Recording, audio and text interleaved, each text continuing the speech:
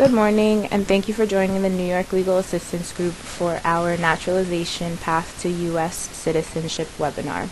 In order to receive CLE credit for this training, you will be asked to confirm your attendance throughout the webinar. We will be launching a pop-up poll question during the presentation, which will only stay on your screen for about 15 seconds. If you do not answer the poll, you will not be able to receive CLE credit.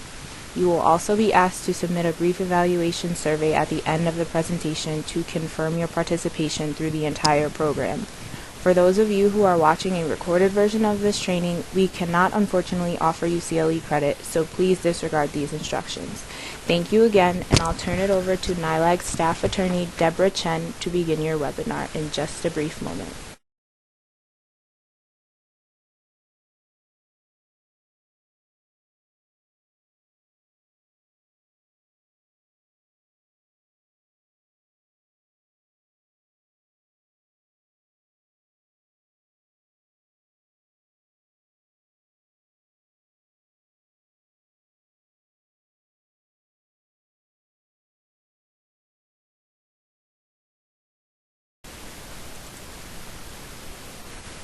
Okay, good morning everyone.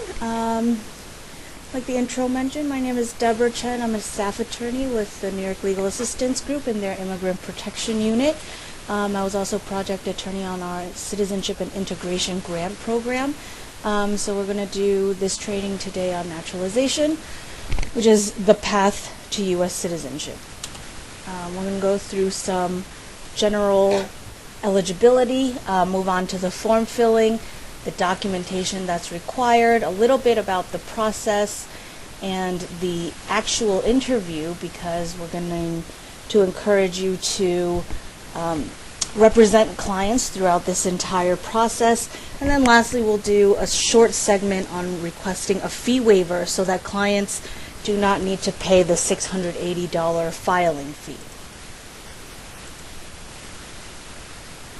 So our first section is on eligibility and requirements.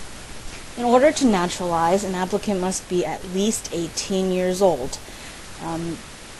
If they are under 18, there are certain requirements that say that they could already be a citizen, or they can derive citizenship through their parents. But either way, if they want to apply on their own for U.S. citizenship, they need to be at least 18 years old.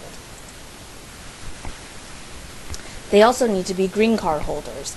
The term green card is actually kind of a slang term.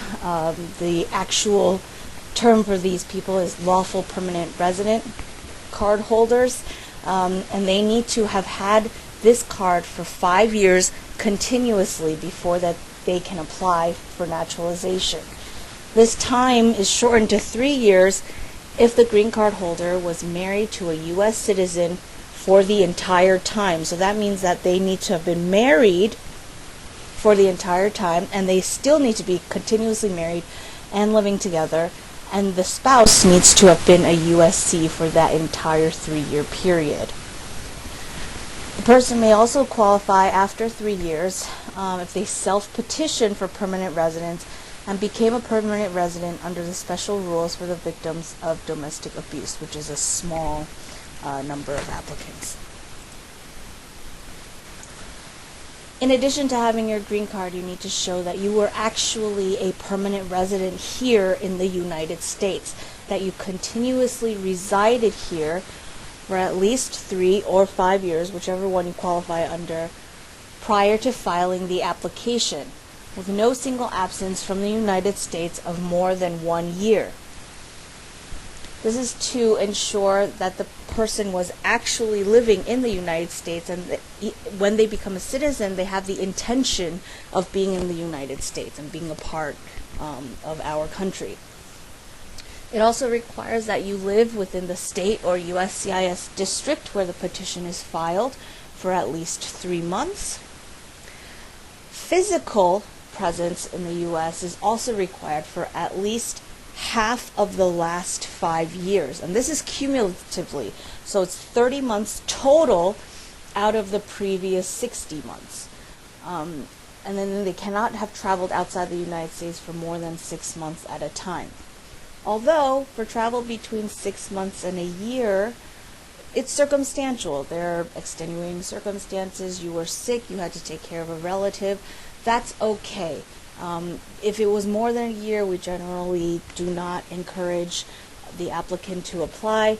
Other than that, if it's explainable, if there's documentation, then it's okay.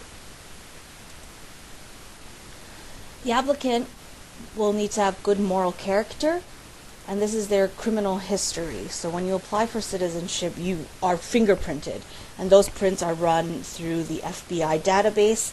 So we need to know about any arrests that the applicant had both here and abroad. So the question, which we'll get to on the application, is have you ever been arrested? That includes whatever country they immigrated from and here in the United States.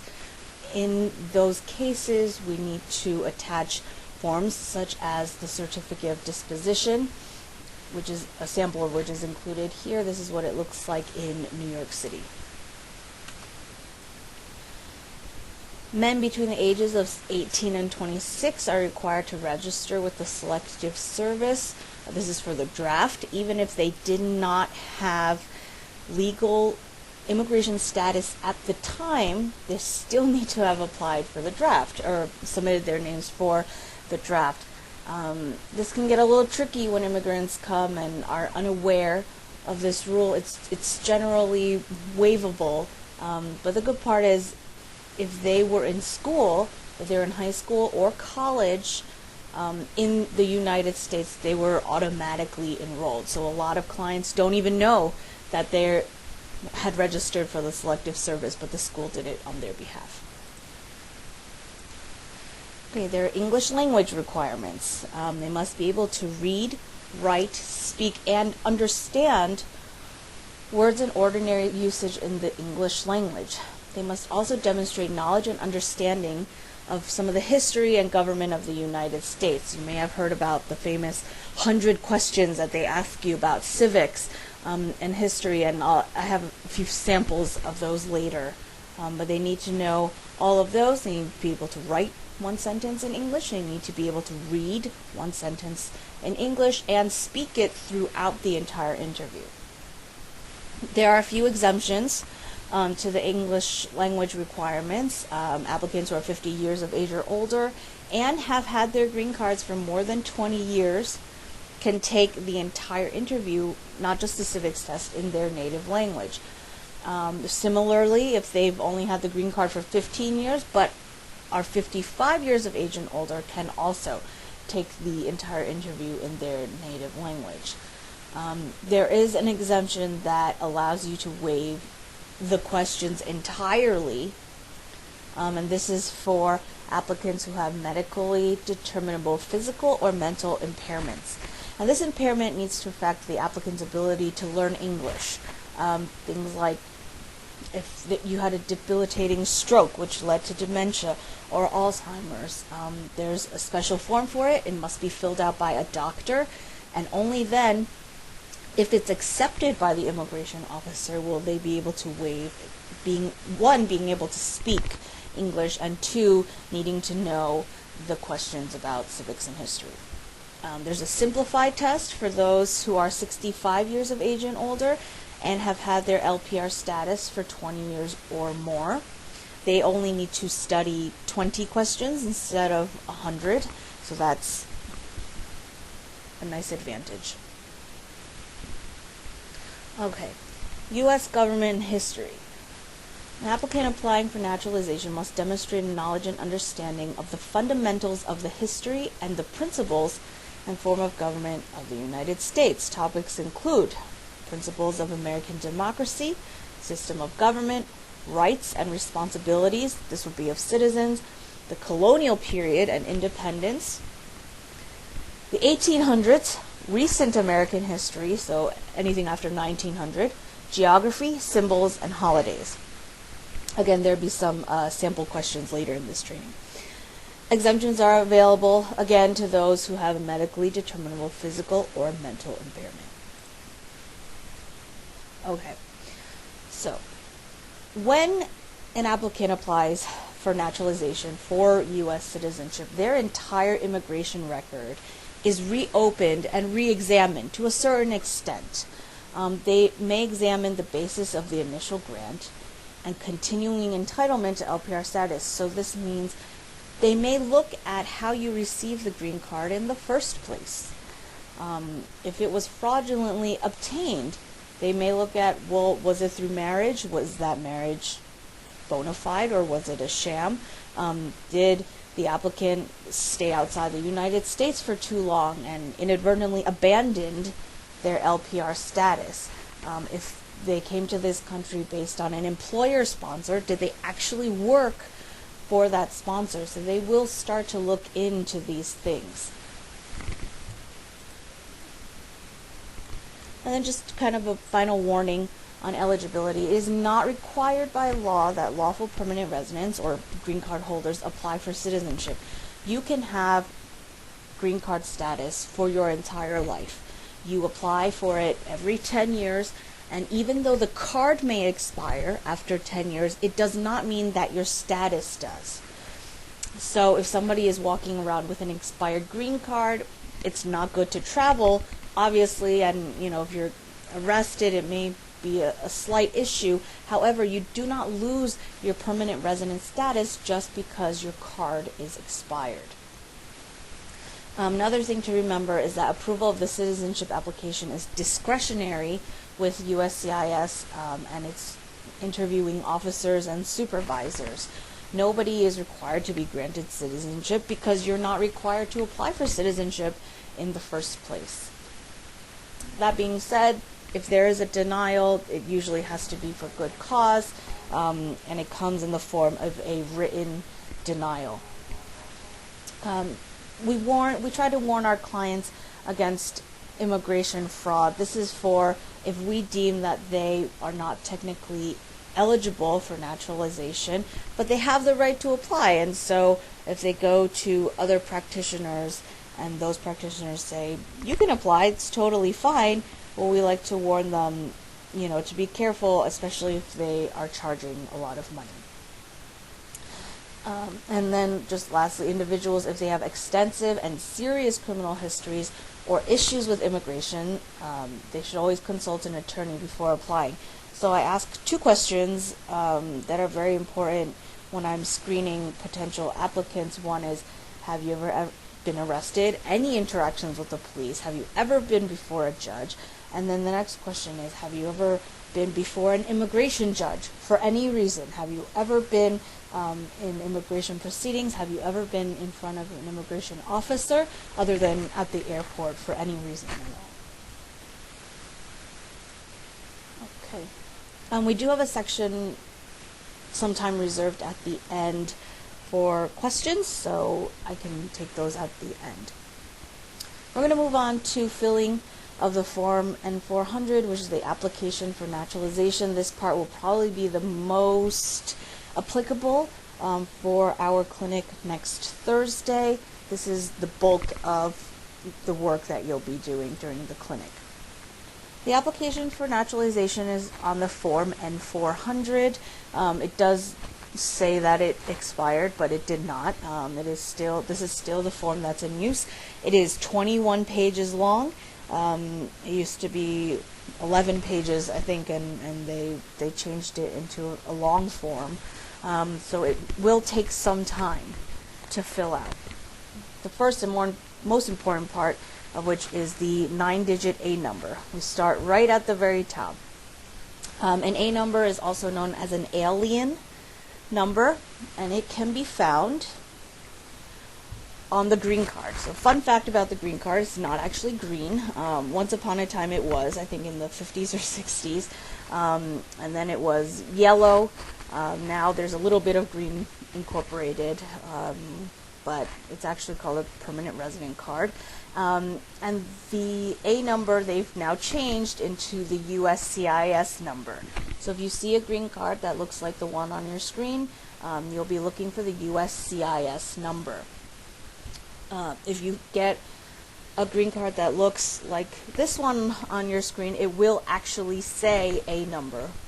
They're the same thing, they're interchangeable, and that is the number that you will copy onto the form. Okay, so first they want to determine eligibility. 1, you're 18 years old. 2, you've been a permanent resident of the United States for at least 5 years, or at least 3 years, and you have been married to or living with the same USC spouse for the last 3 years, and the spouse has been a citizen for the last 3 years at the time of filing your Form N-400. This is to ensure that applicants, maybe the husband, maybe the U.S. citizen spouse became a citizen last year. So technically they've been married to and living with the spouse for the last 3 years. However, the spouse was not a citizen for the entire 3 years, and therefore they need to wait the full 5 until they can apply. This is on the second page, information about you. This is some biographical information. They want to know if you would like to change your name, up top in question 4. This is about the only time that you can change your name for free. Otherwise, you need to go through the court process. But if you change your name during the naturalization process, your certificate of citizenship or your certificate of naturalization will have your new legal name on it. They will take care of it for you during this process. When you apply for your U.S. passport, it will also have your new legal name on it. Every other agency, however, needs to be notified. So after the applicant goes through the citizenship process and becomes a citizen, if they do a name change, they need to take their passport and certificate of naturalization and let every other government agency know.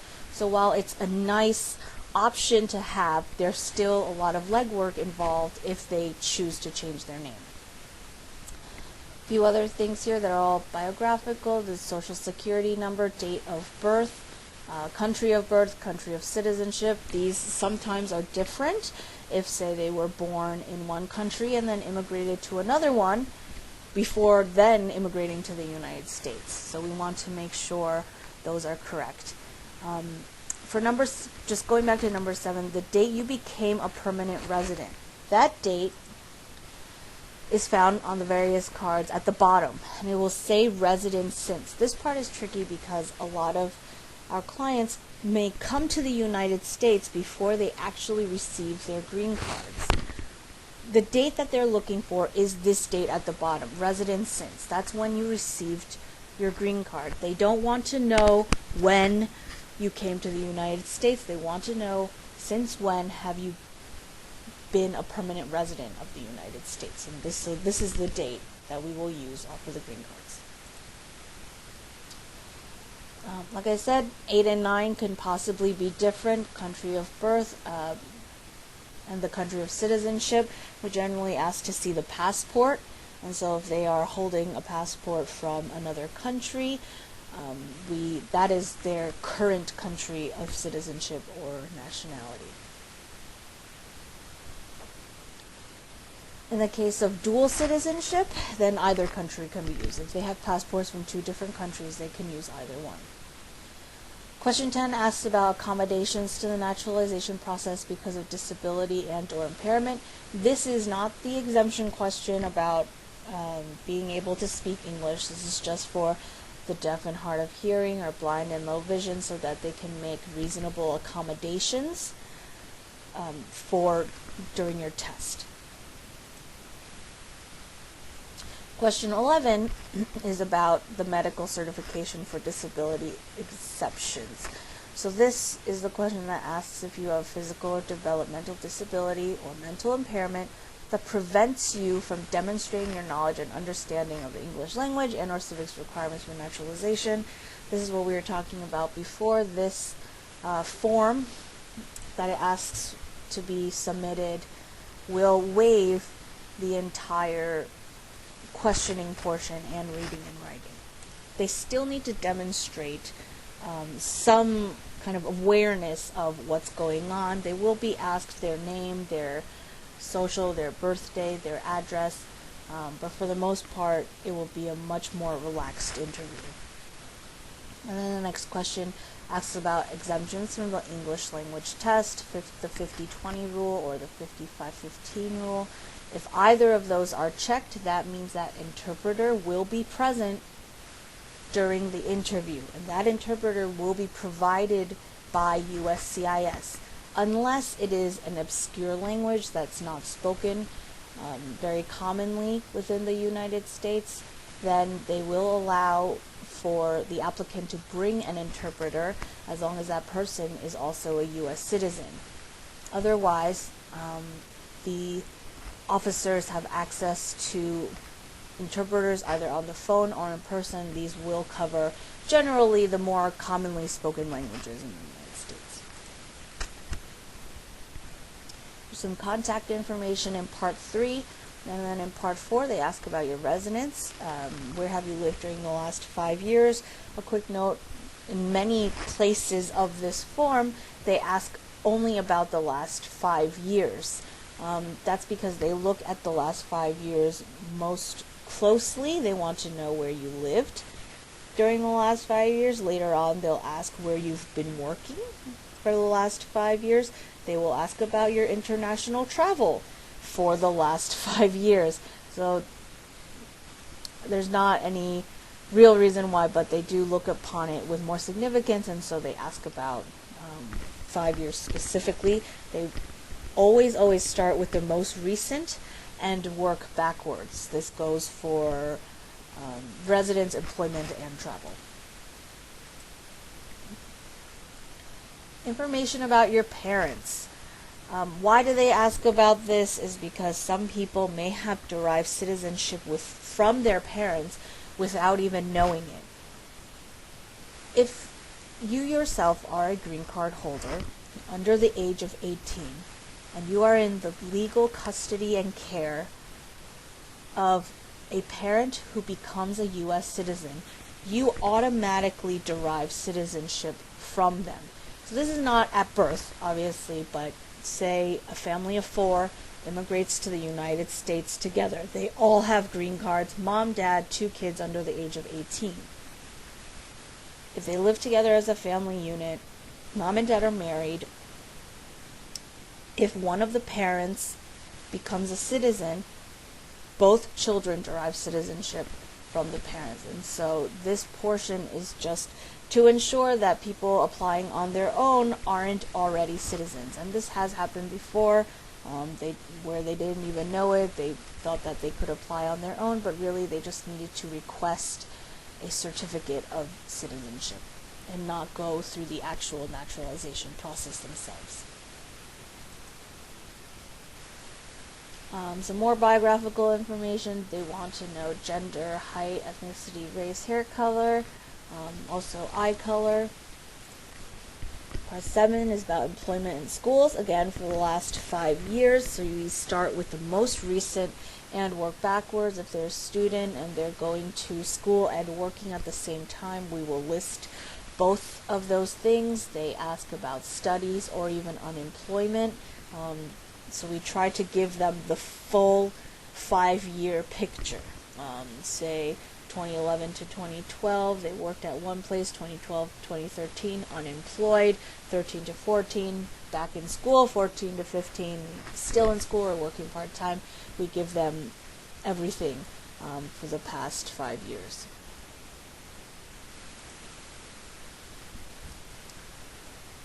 Part 8 is about travel and time outside of the United States.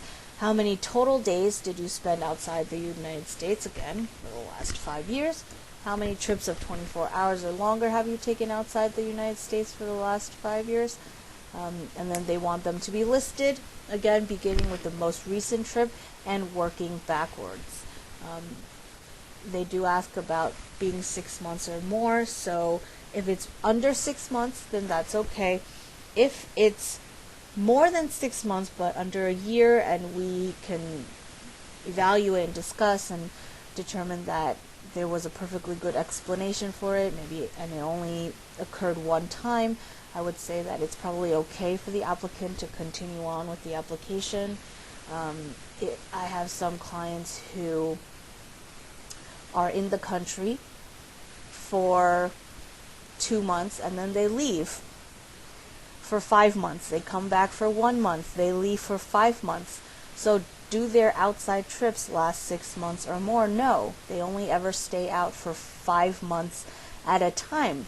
However, they're only here for 1 month out of the time. So added together, they do not establish continuous residence. This is why this portion of the form is so important, because once we add up the days,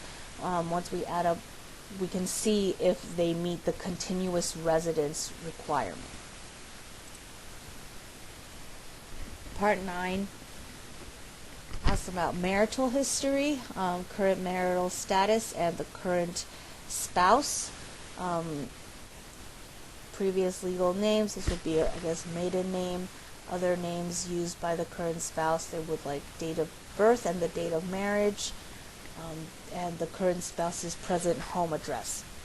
They ask about the current spouse's immigration status and how they arrived there, or if they were a citizen at birth, or if they naturalized themselves, and at the date that they became a U.S. citizen. If the current spouse is not a U.S. citizen, they also want to know about it. They ask about the country of citizenship or nationality, the A number, and if they are a green card holder. If they're not, they're here in the U.S. without status, he or she is a foreign national. And it's okay to disclose that here. It is not like we are reporting that they're here illegally. This application is for the applicant. And citizenship is an individual application. You do not include other people on it with you. It's only about you. And so if your spouse is undocumented, and you're wary about what to write in this section, we just write foreign national, and that's it. If they are here lawfully, but they do not have green card status, they're here as a lawful non-immigrant, then that's what we would write. If they're here on a work visa, if they have temporary protected status, he or she is a lawful non-immigrant.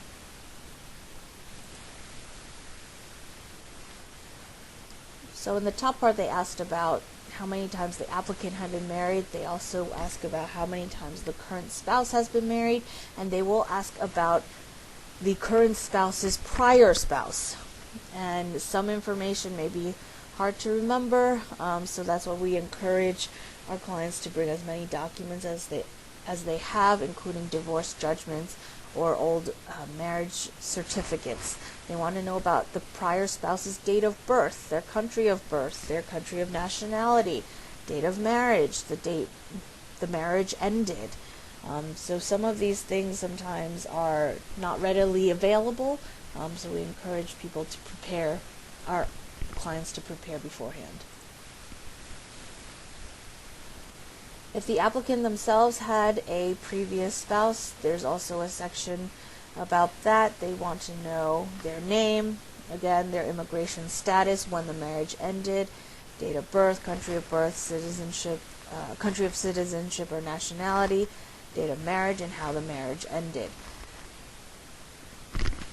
This part is also looking at if there are any times of overlap between your two marriages.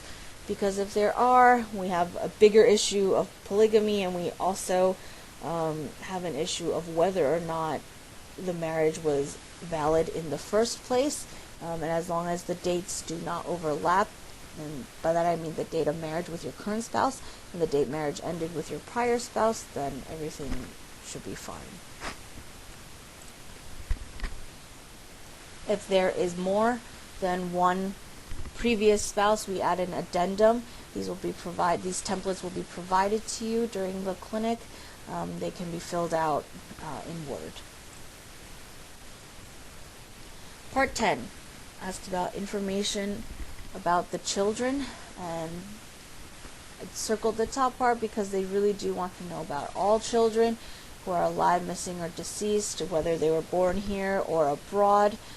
No matter what age they are, even if they're already married and moved out of the house and not really in contact with the parents anymore, they want to know about every child that you've had, children living with you or elsewhere, and even current stepchildren.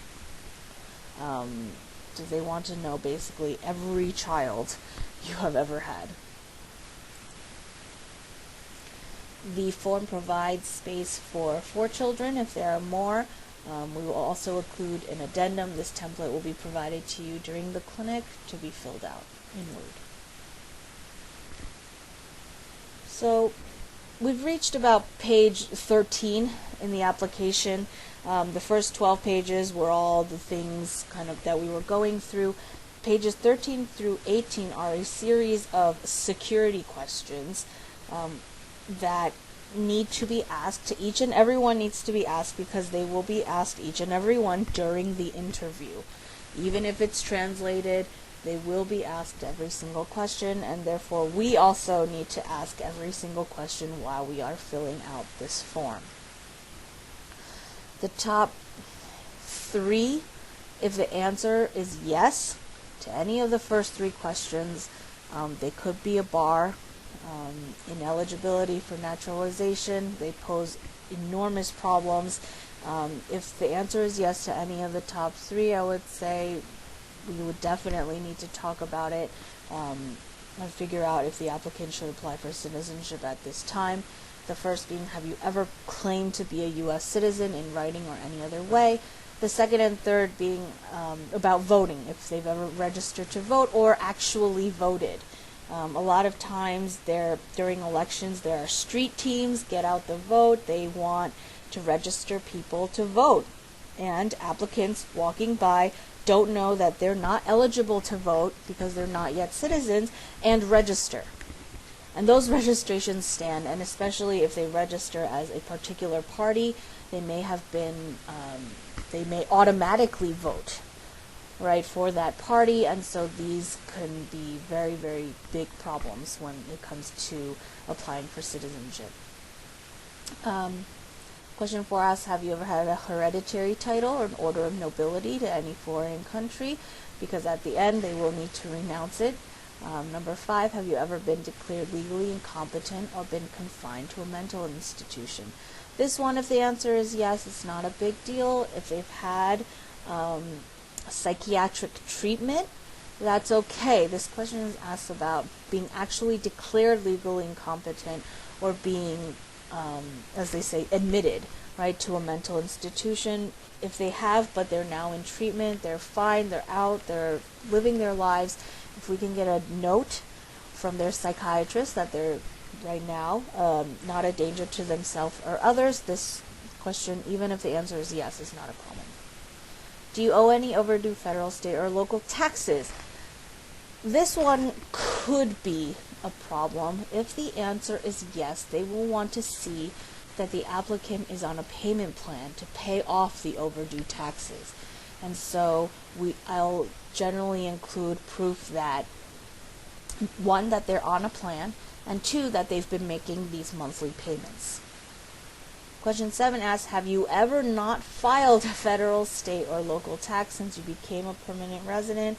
Sometimes this is yes.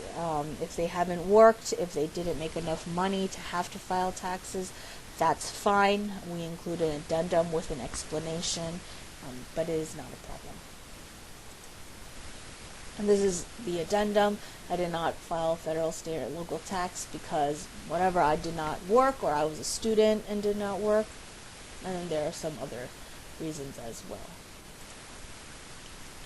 Question 9, have you ever been a member of, involved in, or in any way associated with any organization, association, fund, foundation, party, club, society, or similar group in the United States or in any other location in the world?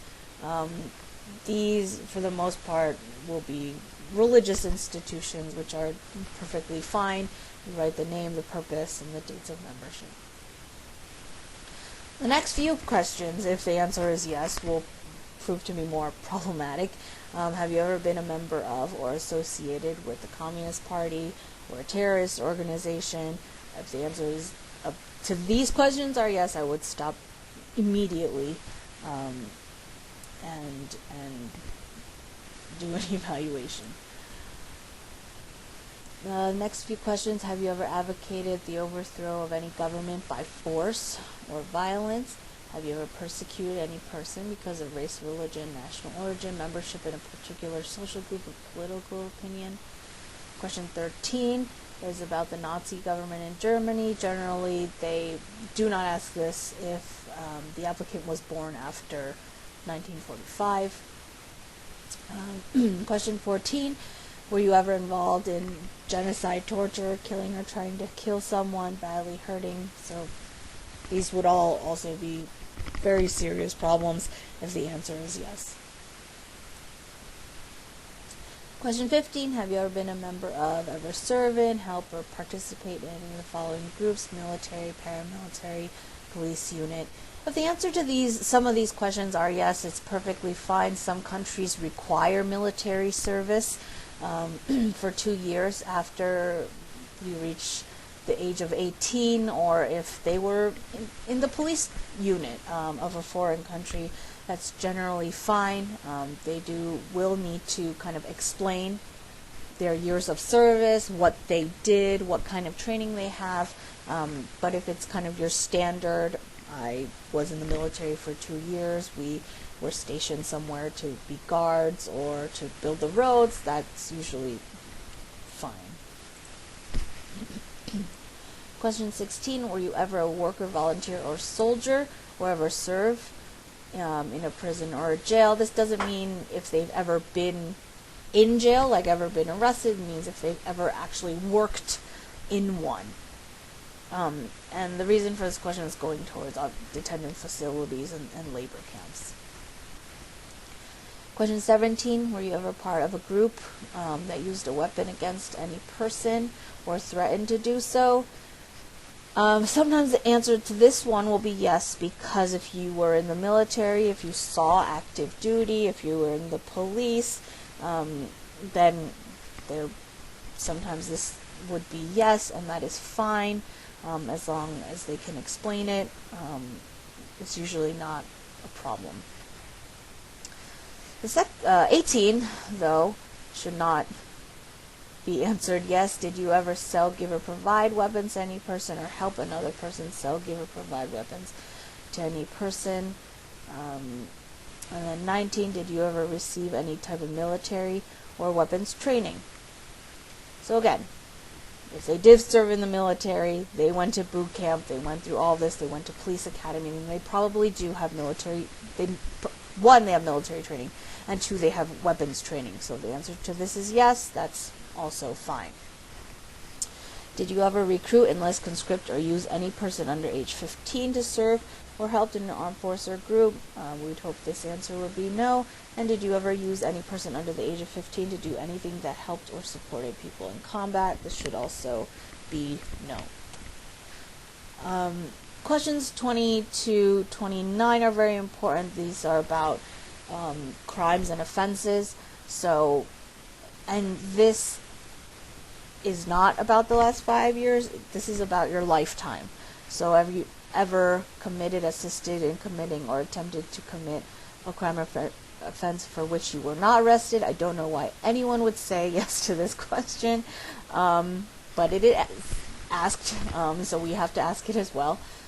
Question 23, have you ever been arrested, cited, or detained? So an arrest is an arrest. Obviously we know what that is. Cited or detained, even kind of citations by the MTA, very serious traffic violations, I would include in here.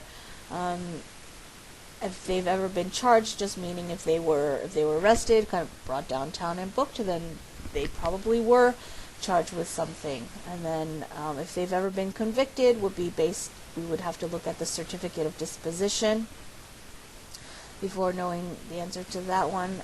If they've ever been in any sort of rehab program instead of serving time, or ever received a suspended sentence, or been on probation, we would need to know about all of this.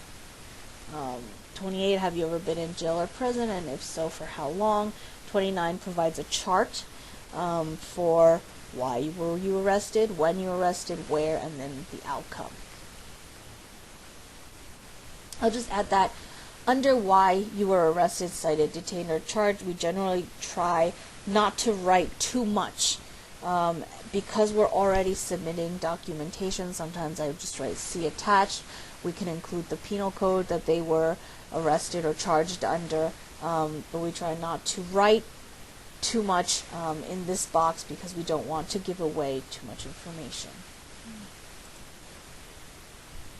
This is what the certificate of disposition looks like, and from this you can get all the information needed for that chart. There's a date of arrest, there is a location of arrest, there's a why you were arrested, which is the charges, and then the actual disposition, pled guilty, sentence imposed. In this case they were fined and maybe did some time, but everything that we need for that chart is on this piece of paper. So these are available in every criminal court in New York City. They cost $10. They're very easy to get, and we encourage our clients to bring them with them to their appointments so that we can take a look at it right away. Numbers 30 to 46 go towards kind of moral character.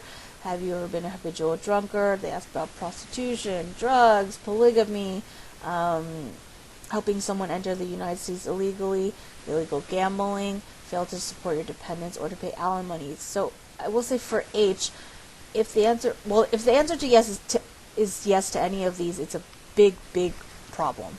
But for H, if the answer is yes, I would stop the application, just because they will find out if you have not been paying your alimony, and that is a big problem. Made any misrepresentation to obtain any public benefit in the United States.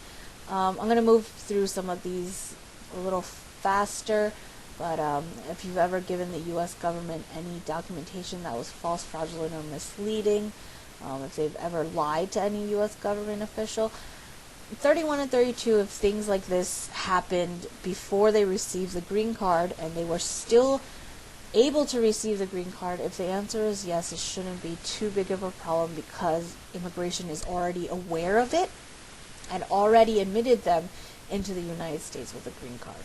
33 through 36 are about immigration proceedings.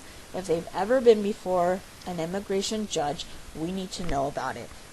If they've ever been in immigration court, we need to know about it. We need to know if they were actually deported, if they were removed from the United States, or if they were trying to get in at the airport and they were not allowed in.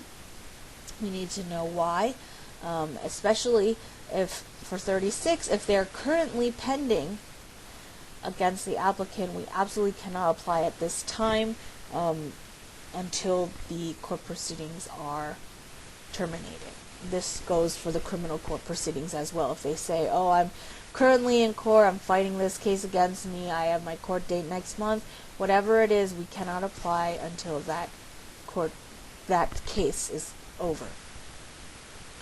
37 to 45 are about the U.S. Armed Forces, so if they've ever served in the Armed Forces, this is where they will ask about it.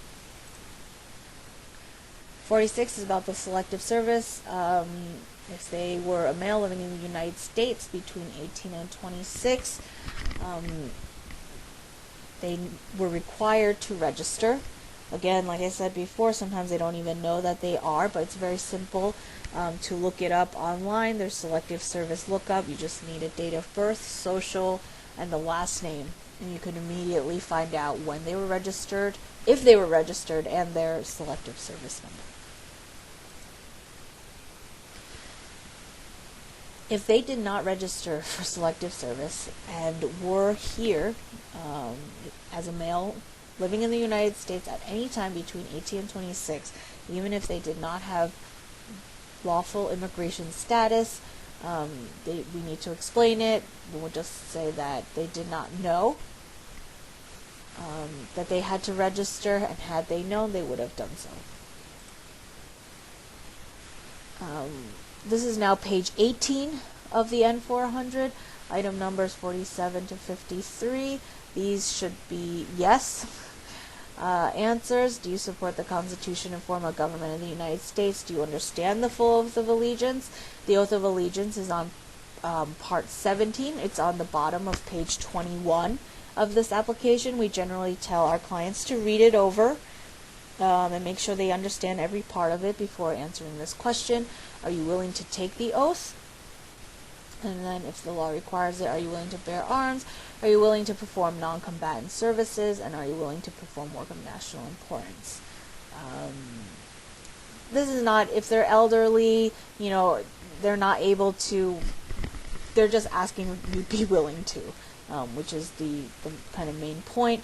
53 only needs to be answered if that question about titles and orders of nobility, if the answer to that was yes, then they would have to give up those titles during the ceremony. Otherwise, we leave this section blank. Right under that question is where the client signs. And on the page after it, on page 19, is when the preparer signs. So this will obviously be either someone for next Thursday with DLA Piper or Verizon, and you will fill out your information accordingly. Whether or not you are representing the client on this application during this process, you are still the preparer and you will fill in this portion. If we use an interpreter, if they qualify for the language exemptions and the entire form filling process was conducted in Spanish or any other language, the interpreter also needs to sign. The client will sign again an acknowledgement that an interpreter was used. This is still on page 19. And then on page 20, the interpreter will sign and give their information as well. The rest of page 20 and all of 21 are to be completed at the interview in front of the officer, so these pages should remain blank even though we will submit them as part of the application. This is the bottom of page 21. It's the oath of allegiance, like I mentioned before, that they will need to understand, number one, and be willing to take, number two. So we just have them read these over and make sure that they are able to attest to all of this before answering yes to that question. However, again, this part is to remain blank, so they will not fill out any of this portion during the form filling process. This part is reserved for the officer to fill out during the interview. Okay. Important documents needed for naturalization. These are things that we'll need copies of on the day. The green card, or the lawful permanent resident card, the front and the back of it, a social security card, current passport, and any passports issued within the last 5 years, a birth certificate, if it's translated, and if there is not a current passport. So if they don't have the birth certificate or it's not translated, it's not the end of the world. If they have a current passport, then that's generally good enough. They also want a certificate of marriage or any divorce and death judgments from previous marriages, if applicable. If they do have arrests, then they'll want to see certificates of disposition. And so we will ask during the clinic that you make copies of all of these documents for the clients.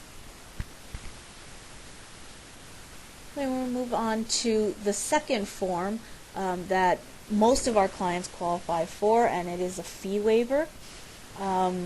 It is a different form. It's the form I-912. It can be attached to many different forms with immigration. Specifically for the N-400, the filing fee is $680. That's made out to the U.S. Department of Homeland Security. They may also waive the fee for certain petitions and applications, and this would be if there is an inability to pay. This is what the form looks like. It's much, much shorter. It's only about 5 pages, and we'll only touch, I think, 3 of them. The first section is biographical, last name, first name, that A number, again, which will be from the green card, a date of birth, marital status, and then line 5, which is the application and petition. In this case, it will be with regards to the form N-400, and so that is what we will put in that box. Section 2, information about dependents. Even if they have children, if they are not included on the fee waiver, if they're not, since again this application is individual, no one can apply with you. We do not generally list anyone under dependents. So how do they determine this inability to pay? The USCIS will consider a totality of factors, but including but not limited to federal means-tested benefits. If they are receiving Medicaid, they will not need to pay the filing fee. If they're receiving food stamps, they will not need to pay the filing fee. If they're receiving Social Security, disability, anything of that nature, they will not need to pay the filing fee. If they are working, they're not receiving any of these benefits, but they file taxes under 125% of the federal poverty line, they will not need to pay. And the 125% will be provided for you in a chart. It will be based on family size and the taxes that were filed. So again, are they receiving a means-tested benefit, Medicaid, SSI, food stamps? The fee waiver request will normally be approved. This is page 2 of the Form I-912. The basis for the request, it'll either be that the household is currently receiving a means-tested benefit, or the household income is at or below 150%. So we will use these top two. Line 7C, financial hardship. They ask for a lot of supporting documents. It's very, very tenuous. It does not get approved very often when it is not based on the first two. And so even though you can try with the financial hardship, it's very difficult to get it approved, and so generally we will only apply for a fee waiver if the applicant is receiving a means-tested benefit or file taxes under 150% of the federal poverty line. The table below is about the means-tested benefit. They'll want to know the name of the person receiving the benefit and the name of the agency. So in New York, Medicaid is administered by the Human Resources Administration, so we write NYCHRA. Medicaid, they also administer food stamps, so we would write NYCHRA, SNAP, or food stamps. If it's Social Security, obviously it would be the Social Security Administration. That's what we would write there. And then you would check off yes, that the benefit is being received now. If the benefit is not being received at the present time, the person is not eligible for the fee waiver. So if the answer is no, then we should not be filling out this portion of the form. If the individual's household income is at or below 150% of the federal poverty guideline, generally we use taxes. Listing members of the household, so if it's a married couple with children, then it'll be for 3 people, and you want documentation towards that, which other financial support is okay, but for the strongest kind of documentation that you can send, this would be the tax returns.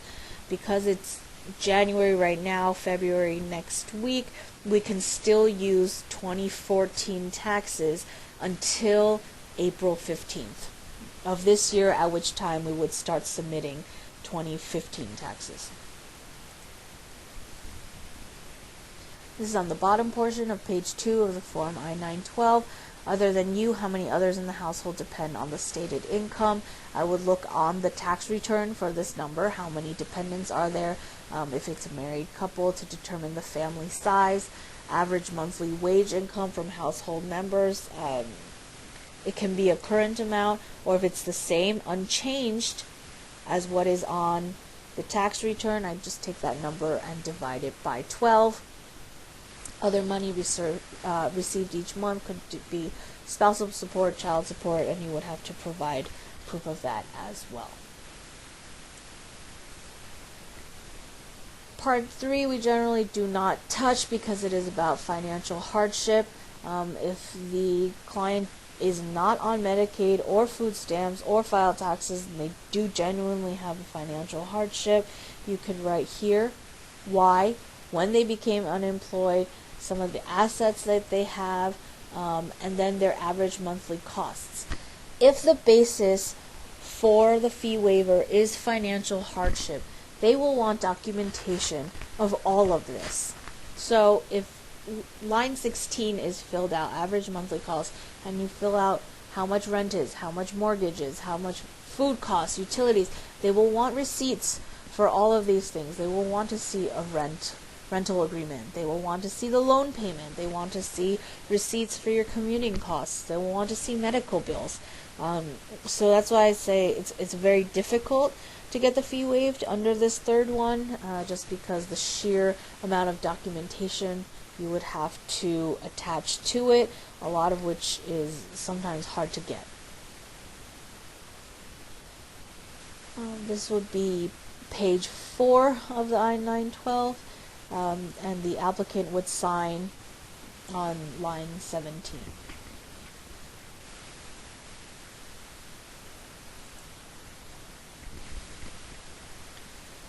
Some background info about the timeline and process of naturalization, because we are encouraging that the attorneys attending the clinic next Thursday represent their clients throughout the entire process. I wanted to give you a rundown for how long it will take, what it will look like. So the timeline, the full timeline, I should say, is anywhere from 4 to 8 months. It could be longer if the applicant doesn't pass their interview on the first time, or if additional documentation is needed. It could be longer, but generally clients will be sworn in as citizens within 4 to 8 months. The first thing that you'll receive in the mail is the receipt notice. It will either be, we have received your filing fee, your application is in process, or your fee waiver request has been approved. Your application is now in process. In that case, the receipt notice will say $0, but that just means that 1, the fee waiver request was approved, and 2, that the application has been accepted for processing, and that they're now in line, as they say, for the interview. They will also get a biometrics notice. This is for fingerprinting. It should arrive within a week or 2 of the receipt notice. Now, if there are attorney representation forms submitted with the N-400 and the I-912, any notice that the client gets, the attorney will also get a copy of. This is helpful because we can communicate with each other, and if one does not receive it, then we can get them a copy of it to make sure that they do not miss their appointments. So the receipt notice and the biometrics will generally come within the first month or 2 after submitting the application. The interview is anywhere from 3 to 5 months after submitting the application. Right now it's almost exactly 3 months. They've moved up the timeline a lot since last year, and so we generally encourage our clients to start studying immediately. 3 months is not that long of a time, especially if English comes a little bit difficult for them, or if they need to really study the 100 questions. We do encourage them to study right away. But at the biometrics appointment, there will be a lot of resources there that we encourage them to take, including booklets, pamphlets, CDs. If they have smartphones, there are all manner of apps that they can download to start studying for the interview. And again, that would be about 3 to 4 months after the application for an interview date, 4 to 5 months after the application submission. And even if they pass the interview, we will still need to wait for another notice for the oath ceremony, and that's received within 1 to 2 months after the interview if they pass the first time. So what happens at the interview? The USCIS officer will place the applicant under oath. Do you swear that you will tell the truth during this interview? The applicant says yes, hopefully. And then they usually start with the civics and history questions. Even though they had to study all 100 of them, they are only asked at the most 10 of those questions. It is random, which is why they need to study all 100, but they have 10 chances to answer 6 correctly. So if they forget one, there is some leeway. Once they get 6 correct, they have passed this portion and move on. They will then be asked to read one sentence and write one sentence in English, unless the language exemptions apply, in which they do not need to do the reading and writing portion at all. Once these 3 sections are over, they will go through the N400. It will be reviewed in its entirety with the applicant. This is why when we submit the application packets to USCIS, I also put a copy in the mail for our clients so that they have it, they can review it before they go, because it will be walked through with them, page by page, section by section. Everything on that form will be re-asked of them during the interview. Here are some sample U.S. government questions. These are, if we went to school in the United States, should be common knowledge, but even some of them that involve numbers, especially like how many voting members the House of Representatives have. These are things that may have slipped our memory at some point. So we think that even though we are citizens, it's sometimes this test can be difficult for us. And so this is why we encourage our clients to start studying immediately and to pick up as many resources as they can. We will also have them available at the clinic if they want to go home with a copy of the questions. Here are some sample American history questions. When was the Declaration of Independence adopted? When was the Constitution written? What is one thing Benjamin Franklin is famous for? It does also ask about, I didn't put it here, but it asks about Abraham Lincoln, a territory to the U.S. by from France, all of these things. And here's some integrated civics questions. Name one U.S. territory. There are 5, so they just need to know one of them. Why does the flag have 13 stripes? Why does it have 50 stars? What is the name of the national anthem? Name 2 national U.S. holidays.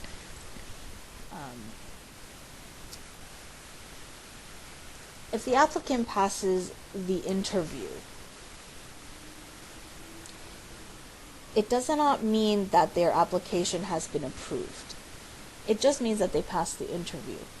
Everything will be reviewed one more time before it goes into final approval, and then they're scheduled for the swearing-in ceremony, which is when they take the oath, which is why generally in New York they do not do it on the same day.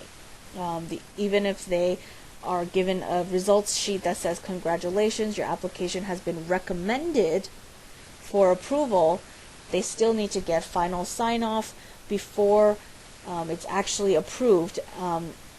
Once it is approved, the applicant will know because they will receive a notice for the swearing-in ceremony. It should be a month or 2 after the interview, and this is when they take the oath of allegiance.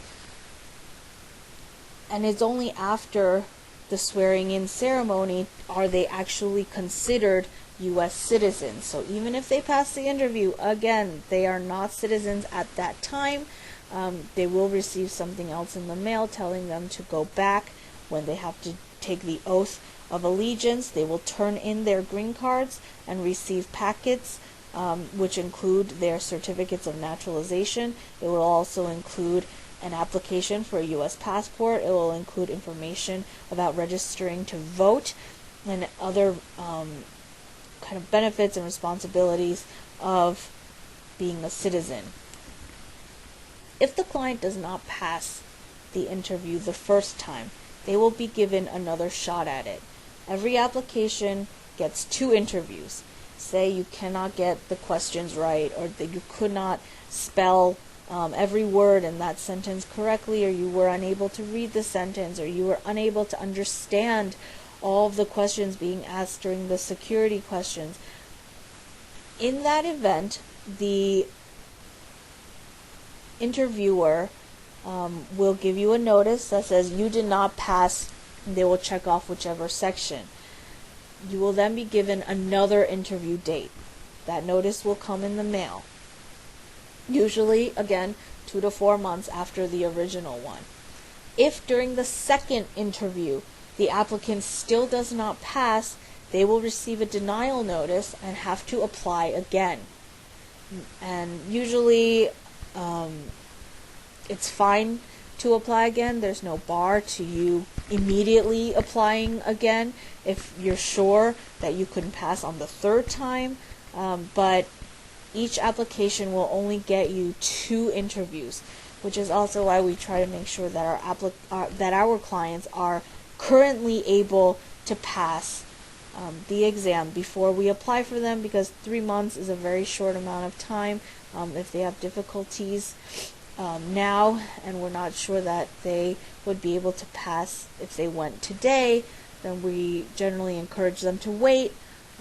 They can take citizenship classes, they can take English language classes, and then come back when they're more comfortable. And we're happy to apply for them at that time. So the oath of allegiance, to become a citizen, the applicant has to take the oath of allegiance. Again, it's on page 21. It is administered by USCIS, and they will swear to support the Constitution and obey the laws, renounce any foreign allegiance, and bear arms for the armed forces if required. There is a waiver of the oath if the person is unable to understand or communicate the understanding of its meaning because of physical or developmental disability or mental impairment. This will need doctor's certification, and in these instances, a family member, an immediate family member who is a U.S. citizen will be able to take the oath on their behalf. This is used very limitedly. We don't see a lot of it because even though some of our clients may be mentally impaired, they are still able to understand kind of that they're applying for citizenship and that they are able to take the oath of allegiance.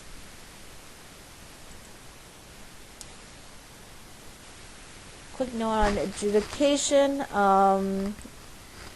Officers are usually required to make a determination within 120 days. So the oath ceremonies, even though they're somewhat backed up right now, it should still come within, this will be 4 months. If it doesn't, then we can put in a service request with the USCIS. We can also schedule an appointment to go into the offices at 26 Federal Plaza to figure out what is going on. This is a sample certificate of naturalization.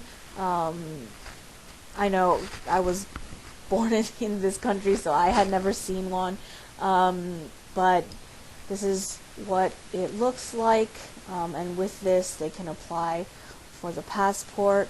I would just say that if you have never been involved in this process, I would definitely recommend representing a client at least one time, maybe the client you meet next Thursday.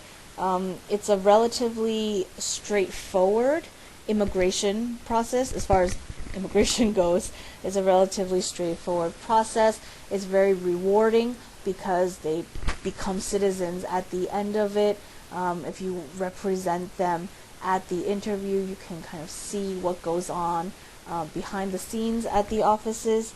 But generally, it's not a more time-consuming representation, because once they get you all the documents, it's kind of just about waiting for the appointment notices to come. There's not a lot of work to be done in between.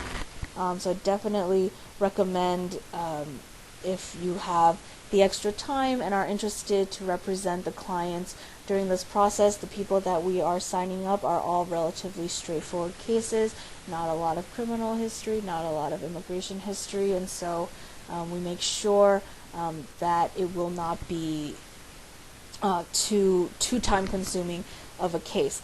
If you are available to represent the client, please let your pro bono managers know, and we will assign you clients on that day that we feel would be suitable for pro bono representation. This will be repeated next Thursday, but since most likely you'll be working in teams, I would just recommend designating one interviewer. Our clients aren't used to going to big office buildings and sitting in front of 2 or 3 attorneys at a time, so we try to make them feel comfortable. There will be a document checklist for what needs to be copied. There will be several other papers there to help you as guides and aids.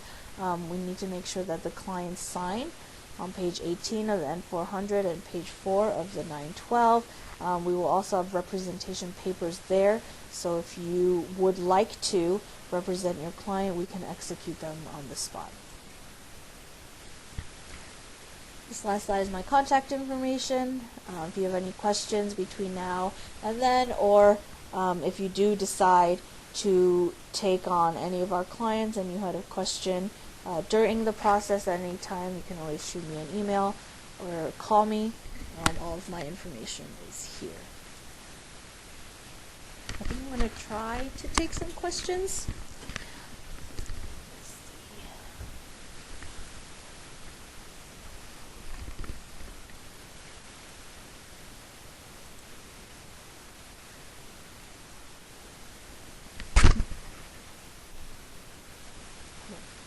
I don't see any here, but if there are any, and you want to send it, now would be the time.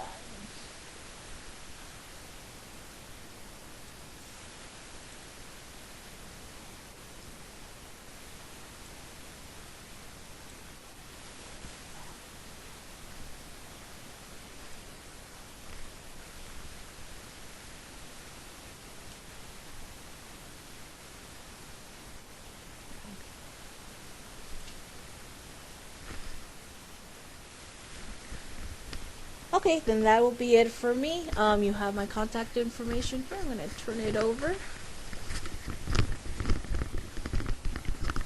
We hope you enjoyed this webinar training. As always, if you guys have any follow-up questions, you have all of Deborah's information, so please feel free to contact her regarding anything that you've viewed and listened to.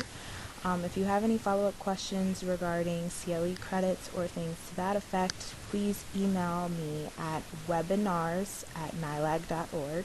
That's webinars@nylag.org. Please also remember to complete and submit the survey evaluation that will follow the end of this webinar in order to receive CLE credit. We want to thank you for watching our CLE webinar today.